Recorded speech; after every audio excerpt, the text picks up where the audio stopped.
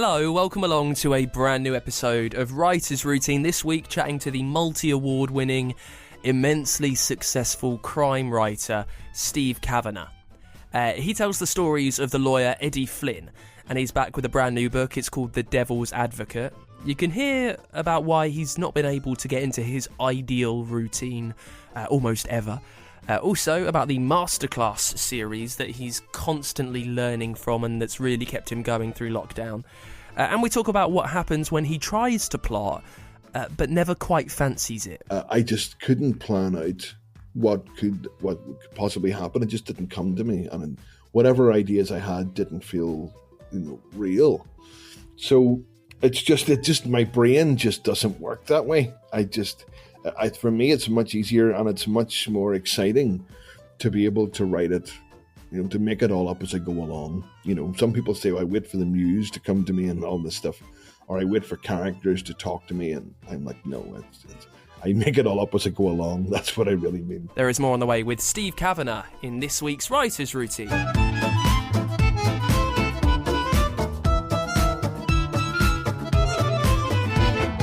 Yes, welcome along. My name's Writer's Routine. Thank you for finding us. If you've not followed us yet, give that a go wherever you get your podcasts. Then all these chats that we bring you every week, twice a week really, with the best authors around, then they automatically download to wherever you get your shows from, wherever you're listening right now. This is where we talk to the best authors around about how they get stuff done, about how they get to work, how they take ideas from their head and get them down onto the page. This week we're with Steve Cavanagh. Let me just read to you a list of his accolades. His first book, debut novel, The Liar, won the CWA Gold Dagger Award. The follow-up to that, 13, won the Theakston Old Peculier Crime Novel of the Year. Twisted and 50/50, they were both Sunday Times top 10 bestsellers. His new book, The Devil's Advocate, has just been named one of the best crime and thriller books of the year by Waterstones. And apparently they know what they're talking about. It's another Eddie Flynn book. It's all about Andy Dubois. It's weird, isn't it, when you write stuff down and you only pronounce it how you've read it in your head. I'm going with Andy Dubois. He's been sent up for a killing in Alabama, and Eddie is the lawyer who tries to get him free. Now, we talk about his current routine and the ideal one that he can't quite figure out. Also, what makes crime writers completely different from each other, and why, in some instances, he thinks he's stood out over the last few years. We talk about why he's tried to be a plotter, but will always return to his pantsing roots. And we chat about the first idea that he had for the book, because it comes from something he read about the death penalty and the people in the southern states of America that make the decision, the prosecutors who send them away. It is a staggering statistic. It's a ridiculous fact. You won't believe it. It's coming up with Steve Cavanagh. We get into it, how we always do, with what he sees around him in the place where he sits down to write. Well, I'm in my office, which we have in our new house. I say new house, we've been here, year and a half now. But I have a big desktop computer beyond that, and it's sort of faced into the corner of the room. There's a window on my left. There I have some art on the walls, so I have stills from Silence of the Lambs. A few Hitchcock posters from Shadow of a Doubt and Strangers on a Train and Hitchcock himself. I have an Ivor Marlatsky photograph of Manhattan, and I also have a poster that was made of my book 13, which sort of looms over at me, looking at me. The desk, I have a banker's lamp, green lamp on the desk, and notebooks and fountain pens. And behind me, there's a printer, and behind me are bookshelves, and that's my office. So there's a lot of inspiration there. Have you got a window that looks out onto any glorious scene? Well, the window looks out over. We're sort of in like a little private end of a development, so looks out over a nice like Narnia-esque lamppost on the other side of my driveway and a hedge. But beyond that, there's fields because we're out in the country, so it's a nice view. So there's a lot to inspire you going on. You run me. So you have run me through the posters on your wall. You've got the Hitchcocks, you've got the Silence of the Lambs. What is it about those that... Why are those on your walls, I guess, is the question. Why have you chosen those, and what are they doing to your creativity? I don't know if I ever read too much into the choice of posters. I'm just curious. Yeah, I don't know. I think some of them are just cool posters. I'm a big Hitchcock fan, so it's nice. It's nice to have them there, and I think they look cool. My wife bought them for me, and they mean something. Silence of the Lambs was one of the first the first crime novel I ever read when I was about 11. So that book has a particular significance for me, and it's a framed print of Lecter in the mask, and he's strapped into the gurney as well. So he's just staring at me with his crazy eyes. Sometimes I stare back at him with crazy eyes. Reading Silence of the Lambs when you're 11, how much do you remember about how much that piqued your interest in crime and in thrillers and in kind of the macabreness of these stories? Oh, hugely. But before that, I was a big reader, but I'd never read anything like that. And I loved it. I loved the pace of it. I loved the cleverness of it. It's a really clever book, not only in its construction, but in its themes and how the characters work together. And it was, was scary as well. And I loved it. And that was it. I remember reading it vividly. It was a huge influence on me. And after that, I read, Red Dragon, and I went on from there to read as much crime as I could. Fiction, I never read too much non-fiction and crime. I loved those stories of it's classic good and evil, isn't it? Really, but it's set in our the modern world that you recognize. And I was particularly drawn to American crime fiction because I just loved America since I was a wee lad watching Hill Street Blues and Starsky and Hutch and TV, and these were like that in book form, but only better. So I loved reading about America. It seemed like an amazing, truly, land of dreams type place to me. Everything just looked, the cars and the people and the clothes and the buildings, and it's just an incredibly romantic place. It looked like compared to where I was in Belfast. I'm glad that you've mentioned America, because a little later I want to try and unpack your love of America and your stories, which is not something that many authors, particularly here from the UK and particularly from Ireland and Northern Ireland, kind of focus on. So I do want to touch on that. Now, there's a lot of inspiration around you. What is there that's practical for your writing? Is there a like a whiteboard? Is there Post-it notes strewn all over the place? A plan, something that just lets you know where you're going? No, unfortunately, that's the one thing I don't have, and I have never had it as a plan. So I don't outline anything before I write. I have lots of notebooks, and as I love stationery and pens, it's sort of developed into a bit of a hobby.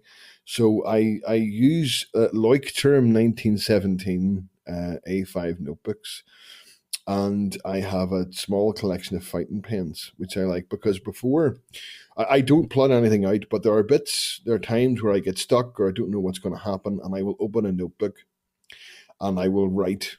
And it's kind of me having a conversation with myself almost, what happens here and what could happen and where are we and is there a better way of describing something?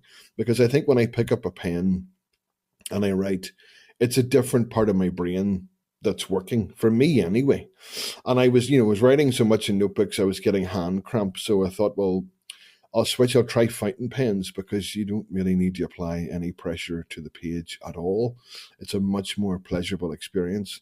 So I really like fountain pens now and these notebooks, and this is me working out the book in these notebooks, and I enjoy doing it immensely. And it's writing with a nice pen, and they're not very expensive, is a very pleasurable experience for me anyway. So I enjoy doing that, but I don't plot anything out. I will start with a very basic idea.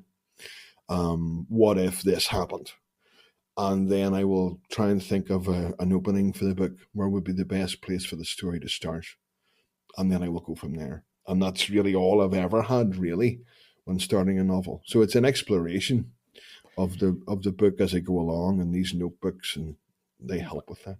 Well, I'm curious to find out how they help with it. You kind of described the conversations that you have in the notebook when you're a bit stuck, and you're asking yourself questions. How easily do the answers come to you when you're writing it in the notebook? And also, is there a case that you're just kind of, when you are stuck and you're asking these questions of yourself, you're just kind of settling for the first thing that happens, or are you kind of thinking, well, that could happen, but also maybe we could do this with it and this with it and this with it? Yeah, I mean, there is that. I think once you actually ask yourself a question, you will get an answer, which is a weird thing, but if you're stuck and you just think, I'm stuck, you're not actually fixing the problem. What I'm trying to do is saying, well, there is a problem here. What is the answer?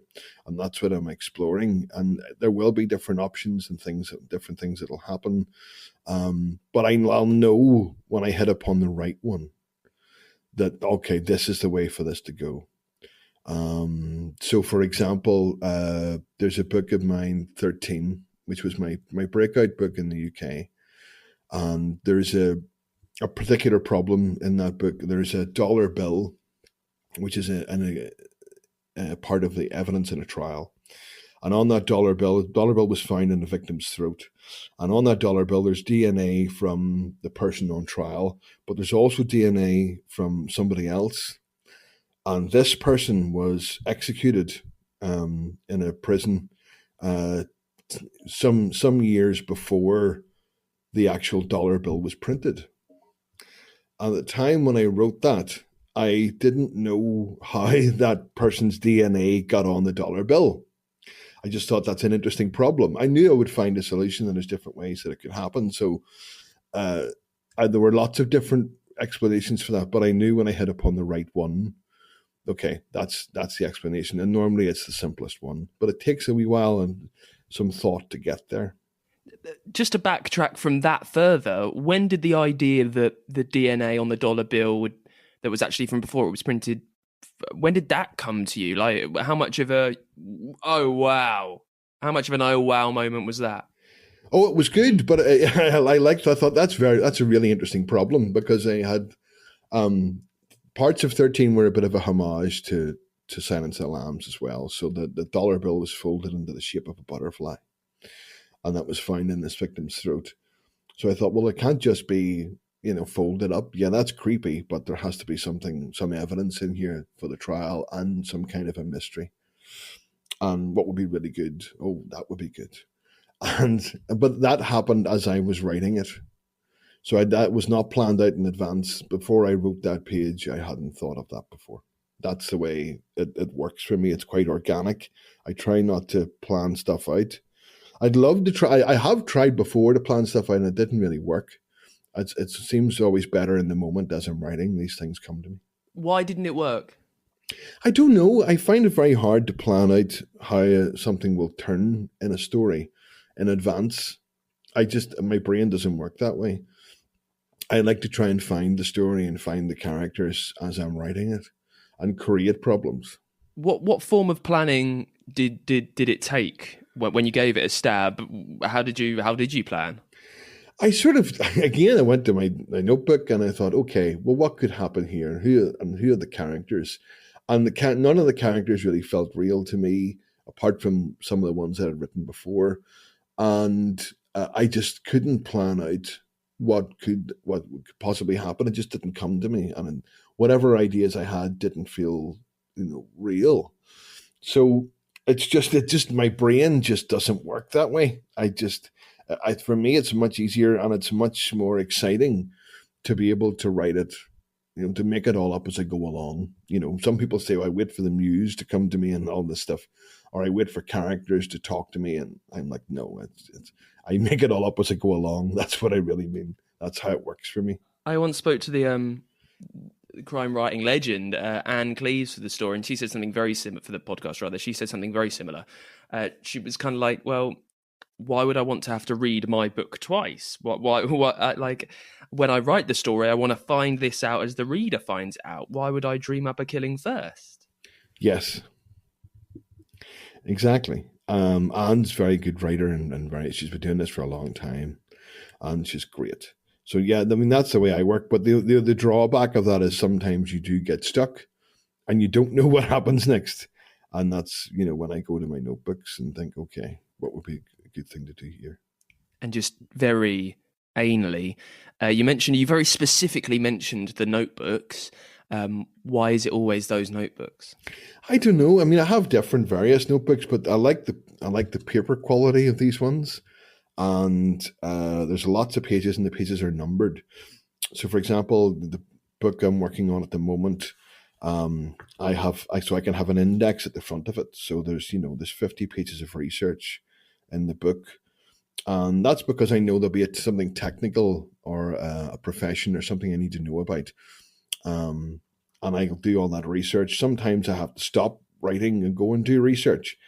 And it will have at different pages, okay, I've had an idea, I'll come back to this, and it's all cross-referenced. It makes no sense to anyone else but me, but it's all there for me. There's a little bit of an aid memoir as to what I've written already and what could possibly happen. So I'm planning it all out very slightly in advance as I go along. Like, I know once I finish the chapter, I know what the next chapter should be, usually.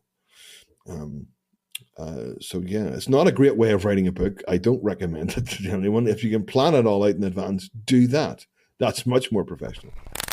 Well, my writing routine has changed dramatically over the course of my career. When I started out writing, I wrote at night because I was a full-time lawyer. So I would come home from a full day's work and see the family and the kids and everyone go to bed about 10 o'clock, 10:30.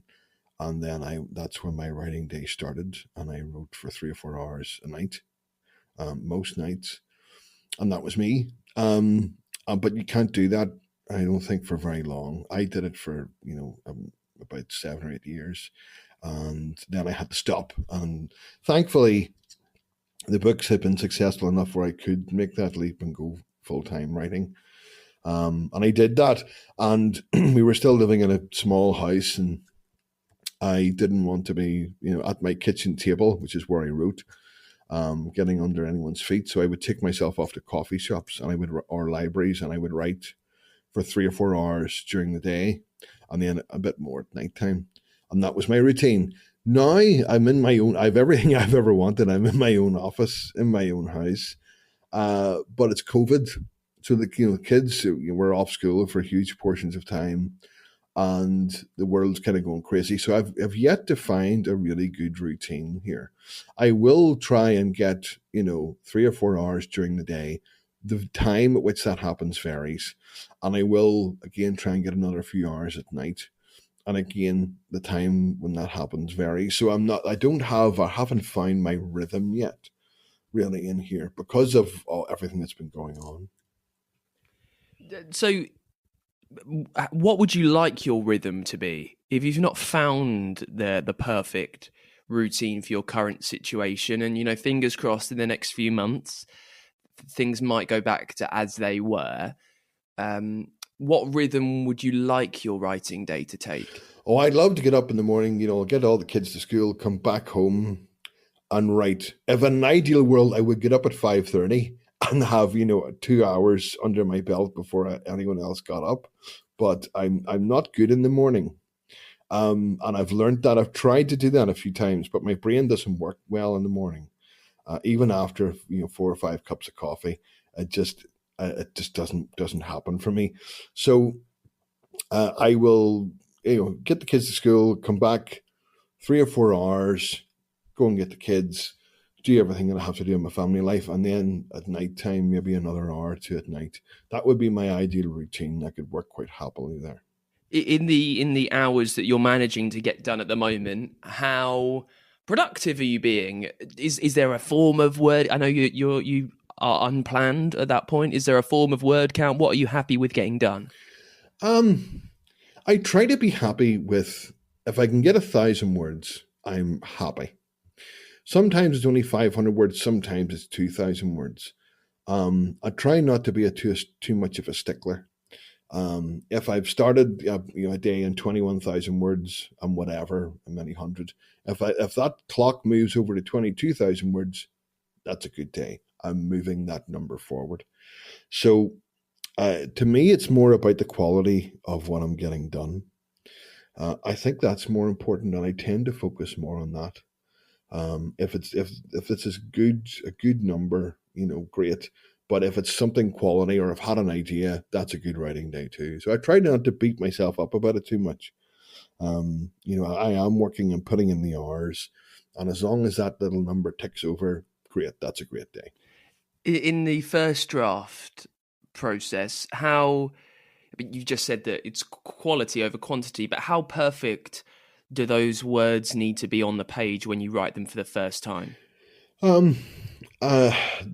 They're never exactly perfect, of course. But what I do is I tend to spin my wheels at the start of a book.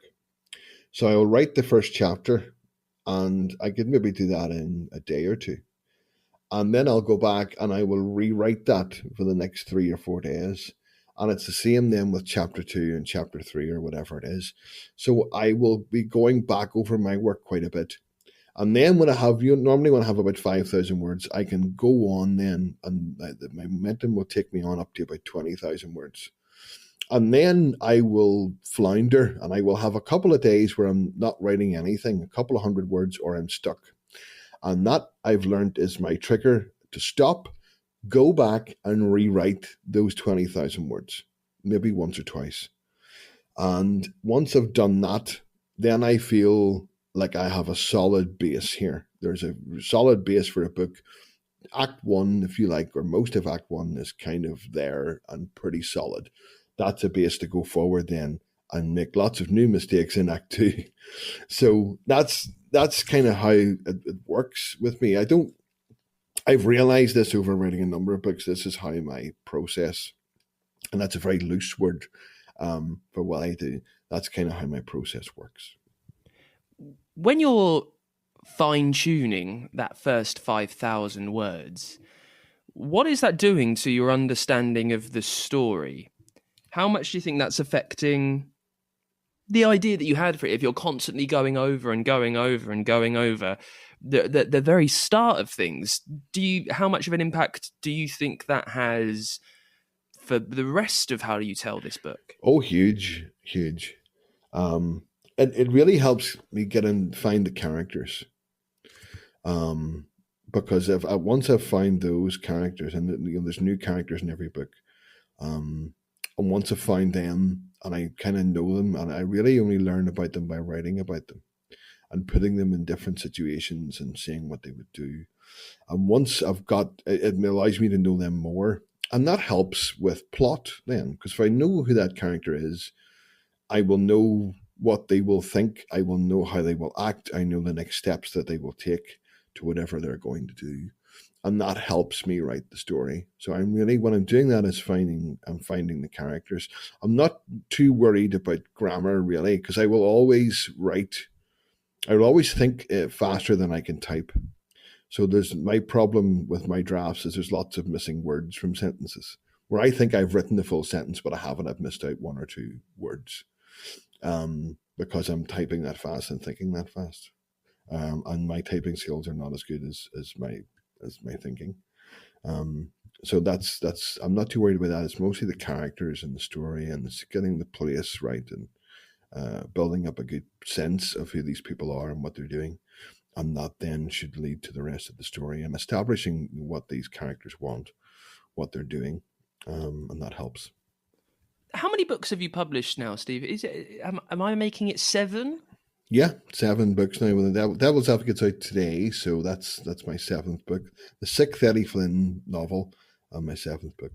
Well, I mean, I know that publication day, when you're allowed to do, in previous times, it was quite a momentous occasion. You'd go in to your offices and you'd get champagne. You maybe go out for a little publication lunch. What's it like when you're at home and you can't really do much of that?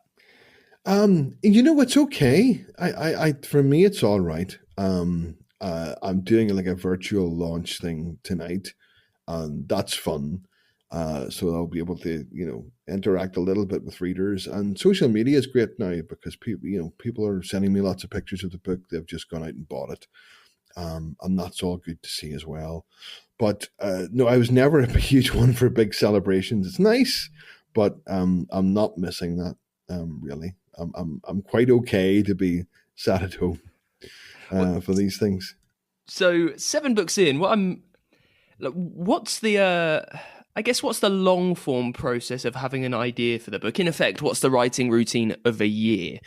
Because now and also your books have been celebrated so far. I mean, they've won awards. They're all bestsellers. When you've finished one story, how much time do you give yourself to just rest, recuperate? When are you thinking of an idea for the next one? How long will you give that idea to percolate before you start writing that first sentence? Just talk us through that. Normally when I'm doing, the second draft or third draft of the book that I'm working on, I will already have had a couple of ideas for the next one. Because I start doing that then. That's good. It spurs me on to finish these drafts and to make them as good as I can before I show them to anyone. And it makes me, because then I have an impetus because I've got a new idea that I'm excited about that I want to get writing. And in terms of coming up with ideas, it's me, sitting at a desk thinking what could happen, what's the worst thing that could happen, or talking with my wife, who's brilliant with ideas, and we will discuss, well, what if this happened, what if that happened, or she has great ideas as well.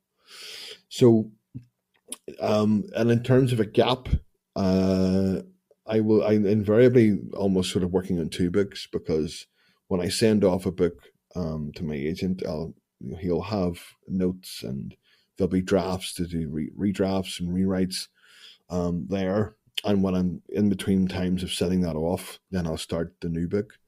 So in terms of the biggest gap I've had between books, I would say probably about 2 or 3 weeks where I've not been, starting that new book. I've been working on the idea, or just taking some time off, having the idea there and just taking a wee bit of time off, but it's very little time off. Normally I'm working all the time.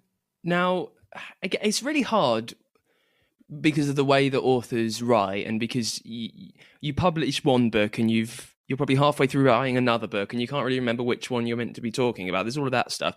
But when you've written award-winning books, Gold Crime Rights Association Gold Dagger Award, the Theakston Old Peculier Crime Novel of the Year. Is that the one up in Harrogate? Yes. So, written award-winning books. At what point do you start to feel the pressure that not just the readers who have been with you from the start, but also new people are going to be expecting something from your book? There's a new Steve Cavanagh novel on the shelves, and this guy's an award winner. I'm expecting big things. When do you start to feel that pressure? All the time. But the pressure comes from me. Once I've finished a book, I want the next one to be better. I want it to be better written. I want to try and do something new with it. Not just a new story, but to try and use new storytelling techniques. And make it altogether a much better experience than the last book. And that pressure comes from me and me alone. No one else puts pressure on me for it. And the consequence, I think, is that, and I'm sure it's the same for all writers, is, the more books you write, the harder it gets. It doesn't get any easier. Yes, you picked up some skills from writing the last one, and you've learned a few tricks. But the whole thing is new again. Someone, I can't remember which writer, said, you never learn how to write a book. You only ever learn how to write the book that you're writing. So I'm trying to do something new all the time, new characters, different narrative techniques. And because I want to do, I think it's important for me to learn something and to try and get better all the time with every book, with every chapter. We're back with more from Steve in just a sec. If you've learned anything so far in the show, or in the almost 200 episodes now, that has helped the way that you tell your stories, the way that you get your words down, you can let us know and say thank you to us over at Patreon.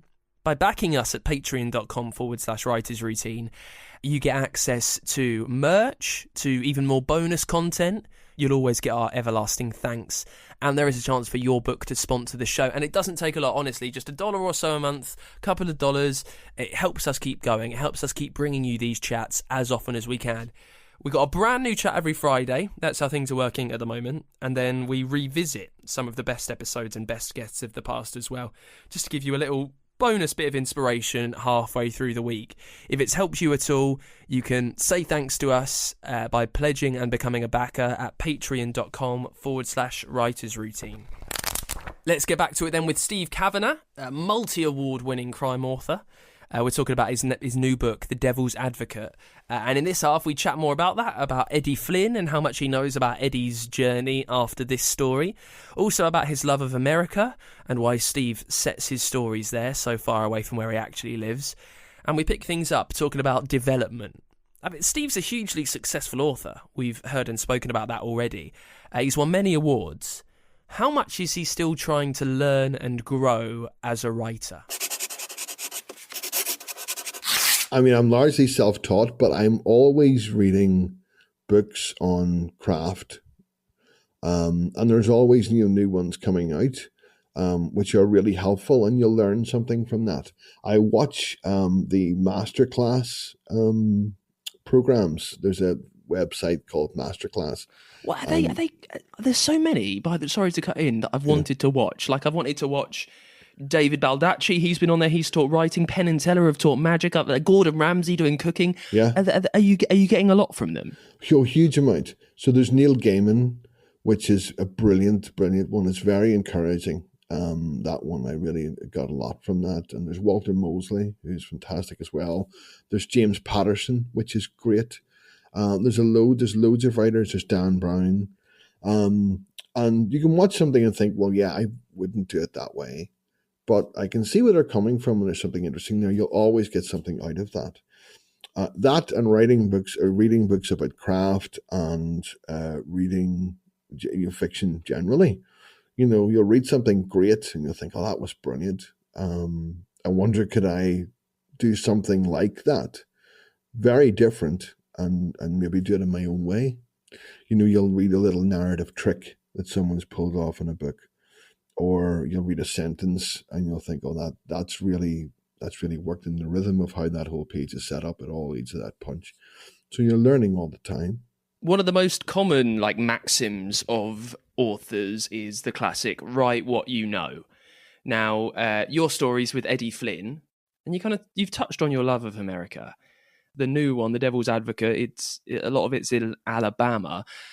I guess, and maybe you know about this more than I give you credit for, which and I apologize for that, but why are you not writing what you know? Why are you doing something very unusual, I think, for a crime writer, a crime writer from Great Britain and Ireland, and why are you setting it over there? Eddie's a lawyer, and I was a civil rights lawyer, for 20 years. But I didn't, when I started writing, I thought that I would have something to say about trials and lawyers, and I thought I could say something that no one had done before and show people how this really works, especially the psychological and verbal warfare that happens in a courtroom, how that really works. And I didn't want to come home from being a lawyer in Northern Ireland and write about another lawyer in Northern Ireland. So and I love American crime fiction, and there were writers who inspired me. So Lee Child and John Connolly all write American crime fiction. Lee's from Birmingham, John's from Dublin. So I thought, well, if these guys can do it, it's possible then for me to do it. It's at least possible. It has been done before. Now, John and Lee are incredibly talented guys, so the bar was set very high. But it meant that there was a template there, a rough template. You could do it. And I just, it made it more exciting for me, and hopefully more exciting for the reader, setting it in New York. And the books, some of the books are twisted as a standalone. It's set somewhere else. The new one, The Devil's Advocate, is in Alabama. So, but I've been to Alabama twice, so I have a rough sense of the place. But so all of that helps, and I love writing about America. It's just an incredible country. It's an incredible experiment of a country. How important is it for you to make your version of America as authentic as it is to the real one, and how are you researching that? Well, I cheat, is the plain thing. I wrote the first 3 Eddie Flynn novels, which were all set in New York, without ever having been to America. So they are set in New York for a reason. If I said to someone, if you said New York to someone, anyone, of my generation, and I'm sure, above and below, immediately has a mental image of that city. Quite a detailed one, because we've watched it for years on TV. If I said to you, I don't know, Philadelphia, you may not have such a great idea of what that city looks like, or Arkansas or somewhere like this.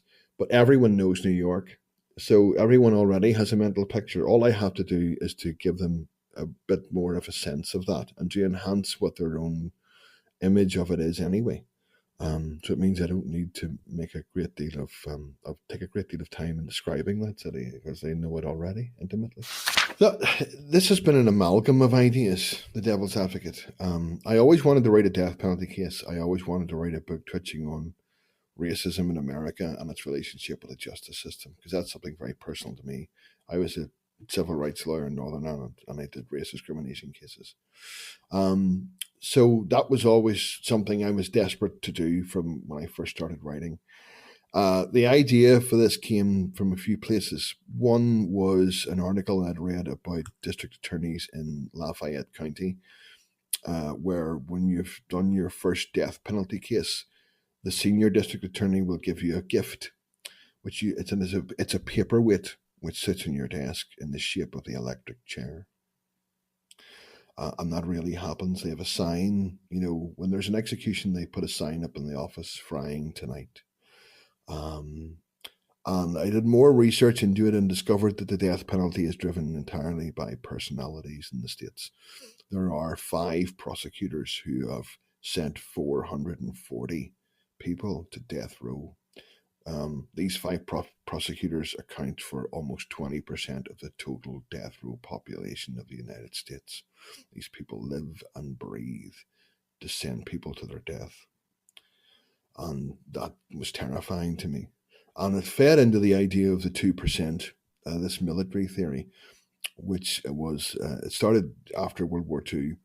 They found there was a lot of soldiers didn't actually, point their guns at the enemy and fire. There was a very small percentage of people who were psychopaths and who kept everyone else alive. And there was a survey done about why people joined the military. And lots of people say, well, I joined up for education or opportunity or a job or to travel. And there was a very small percentage of people who signed up to the military because they wanted to kill someone.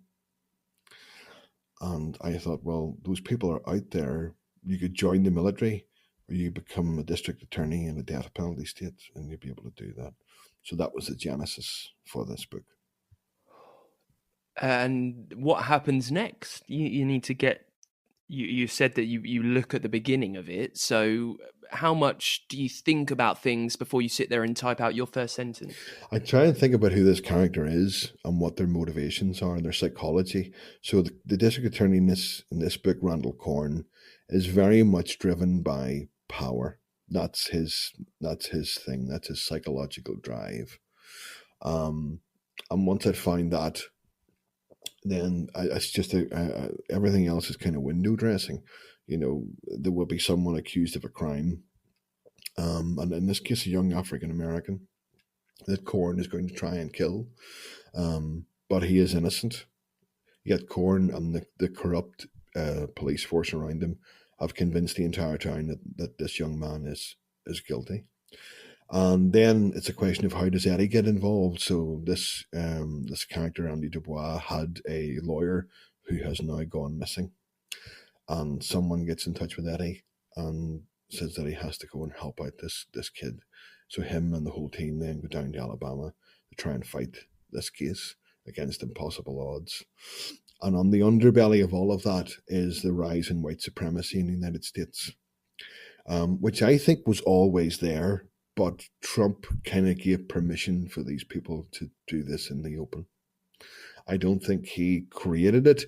He didn't help it, and he may have enhanced it, but I think he just opened a big Pandora's box with lots of things that he said, and lots of people said, yeah, I feel that way too. I always have. I never said it. I'm going to say it now. So that's the big boiling pot of stuff for this book. And it was a real pleasure to write this. I've been wanting to write this one for a long time, and I really had a good time doing it. Not planning anything. Quite often writers on the show will describe their book a little bit like a road trip. How much do you know about the route that you took on the road trip of this story? As in, you figured out where you were starting from. At what point did you find out where you'd stop the car, where you'd end it? There is a very rough skeleton to the Eddie Flynn books. There will be a crime.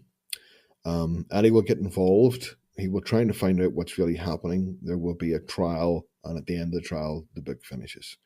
That's my skeleton, which I can follow. But in terms of putting all of the flesh and the muscles and bones into all of that to get it up and moving, that happens again largely as I'm writing it. Because I've got that very rough internal structure in my head. Anything else, everything else just flows into that. And how much do you concern yourself with, if you've got that skeleton in place, with trying to make your a reader's seventh reading of an Eddie Flynn trial different from the first time they saw him in court? Well, there'll be different circumstances, obviously, to the cases. But one of the things that I like to do is to take an analytical eye to forensic science. In lots of crime books and in lots of crime television, like there's CSI everywhere now. There's CSI Miami, CSI Bournemouth, whatever, those programs are huge. And they're great. I watch them myself, but I do sort of laugh out loud a little bit at them sometimes because there's lots of flawed thinking involved from the scientists and from the general public. That, once someone has got a fingerprint or DNA, well, that's the case finished. But it's not at all. And a lot of these so-called forensic practices aren't scientific at all. The likes of blood spatter analysis really has no basis in science whatsoever. And I like to take a forensic discipline and say, how would that fit into this? And what can I do to open people's eyes to all of this so they can see how this really works, so they can understand, no, this is not science, or here are the flaws in this process. Because I think people learn something from that, and it's good fun for me too. Now, many crime writers tend to pick and choose which characters they're going to talk about. They make new series all the time. They've got so many different people that they can pick from. You're quite a few into Eddie Flynn now. What is it about him that keeps drawing you back? And how much do you know about their story? Completely, like 10 books down the line, do you know what's going to happen? No, I have no idea what's going to happen in the next book. Because of the stories he's been through, Eddie's has been through. He's a scarred character now, physically and emotionally. I like him because he doesn't give up, and he will always stand up for someone who's innocent, no matter what the personal cost is to Eddie. And I think that's a universal, theme in a lot of crime fiction. There will be someone who will say, no, this is not right, and I'm going to stand up, and I'm going to say no. And that fuels me. He's funny. He has a brilliant way of thinking, which I love writing. And of course, Eddie, as a former con artist and now trial lawyer, has a brilliant way of balancing the scales of justice in a trial by not playing fair, by not abiding by the rules, and by always doing the wrong thing for the right reasons. And that gives me a huge amount of pleasure in writing. Now, lastly, and this is, I'm going to ask you to get quite self-analytical, and it's a question that I imagine you probably won't like answering, but just bear with. Now, there are quite a lot of crime and thriller and those types of books on the shelves. I think very few authors are as consistently award-winning as you have been recently. What is it about the way that you write, do you think, that makes you slightly different from other crime writers? Well, we're all different. We all have a skill. I'm reading The Dying Place, Wasim Khan's new book, and he has a beautiful warmth to his writing. When you're reading that book, it's like the story's being told you by a very dear friend, and that's something I could never do. I can't. I don't have that real warmth in everything that I write. There's real heart in my books, and that's what I try and put in.